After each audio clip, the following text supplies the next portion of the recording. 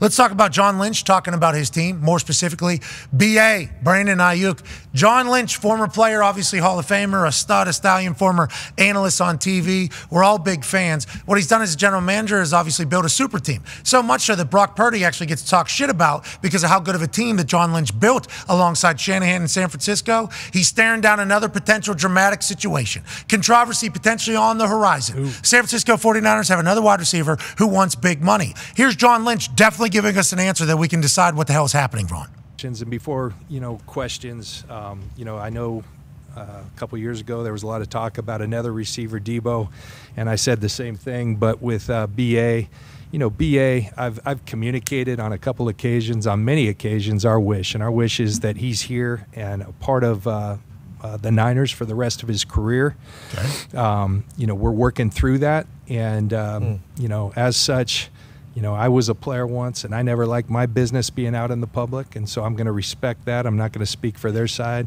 I can say we're having good talks, and I'm just going to leave it at that. And we'll focus on the draft here today. But that's yeah. So don't ask any questions. Okay? I understand you guys have a job to do and respect that, but that's kind of the tone I'm going to take there. So. My tone is this. Here's my answer. Okay, about Brandon Aiyuk. Mm-hmm. We're having talks. I don't want to be disrespectful to anybody. I'd like him to be a Niner forever. How do you think it's going? Because at one point of that answer, I'm like, oh, they're in discussions right now. This deal might be done. There might be a deal coming soon. And then also like, wait a minute, is this going to – that was a great answer by John Lynch in the I can't say shit, but I have to give an answer business that is GMs and press conferences around this time of year, AJ. Yeah, it is. I mean, I'm trying to decipher exactly like how much progress they may have, how close they could possibly be to a new deal because, yeah, John Lynch understands. He's been a player. He's been in contract situations like that. But as a GM, you can't keep everybody, so you got to figure out how much it's going to be against the cap, all of that situation, and what's most likely going to happen? Is something going to happen Thursday night? Who knows, dude? Literally, there is zero indications of anything, which is why they've played this so close to the vest. I mean, Aiyuk, I think we've learned from his actions. He unfollowed the 49ers on his Instagram. That's right. He took photos off. Yep. He's not happy. He broke up with them. Still in a contract, but he broke up with them. It's like same thing did happen with Debo a couple years back. And we didn't know how the future was going to look between the Niners and Debo. And Debo is still walking out first with the bump box whenever they're coming out for every game because they were able to get a deal done. I think Lynch is in a situation where he has so many weapons, so many great players, has to make a decision, has to negotiate on that base because you're only allowed to spend so much money. But Aiyuk's the number one in a lot of places. I could see there being a lot of interest for BA around the league, especially as we lead up to this particular NFL draft. Well, and that's why him referencing like the Debo thing, like absolutely, that was a situation they had to pay him, but that was before like they paid anybody over there. Like Aiyuk would be the second guy that they'd be paying there. They already paid Kittle. The Purdy contract has to be looming too. Like that's one more year, and then they have to pay him what? The defense too. Upwards of $200. Yeah, and then the defense that they all had to pay. Like I get the Debo situation as a Patriots fan who wants Aiyuk to be traded. I kind of got the feeling that he wasn't going to be traded from John Lynch, that they are going to get a deal done because of the salary cap gymnastics you can do. But the situations are completely different, right? Because of the fact that QB contract is coming, and when they paid Debo, there wasn't a sense of like, hey, we got to reset the quarterback market soon here. What are they saying about the wide receiver in this draft class? Deep.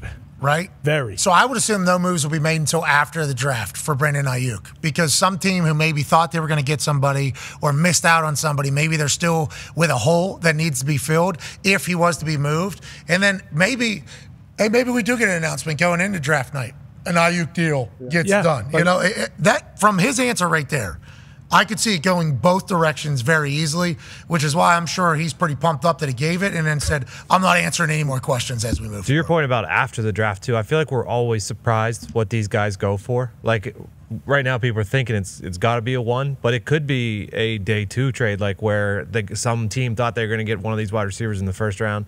They're all gone, didn't get them. Could be a day 2 trade. Like, we have no idea at all because we're always surprised at how little these guys actually get traded. Yeah, because he's coming to the Colts, right? Brandon Aiyuk. Well, probably not, but to Tony's point, like Snead. Like Snead was one of the number 1 or at least top 3, free agent or guys available after he got tagged, and he got traded for a 2nd and a 5th. And it was like, how the hell is that what he's going for when he's coming off a first-team All-Pro season? Randy Moss was a 4th. Oh, yeah, of course. Everybody Can you pay Aiyuk to be a 1, though? He obviously wants Devontae was a 2, right? Wide receiver 1 money.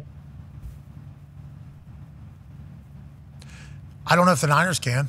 Especially how does it affect the rest of your roster and all the other contracts you have looming on the horizon and all the money you're already paying the guy? But with the rookie quarterback, you can pay more people, especially if it's pick whatever 292. When do they have to pay him? When do they have to pay Brock? 2 years. Yeah. So they can give him a front-loaded 2-year deal. I mean, that's what I was trying to think about. Like, can the Niners make it? They have money everywhere, though. They have like the second or highest paid person at like 6 different positions. Remember we seen the graphic? And that's why people kill Brock Purdy.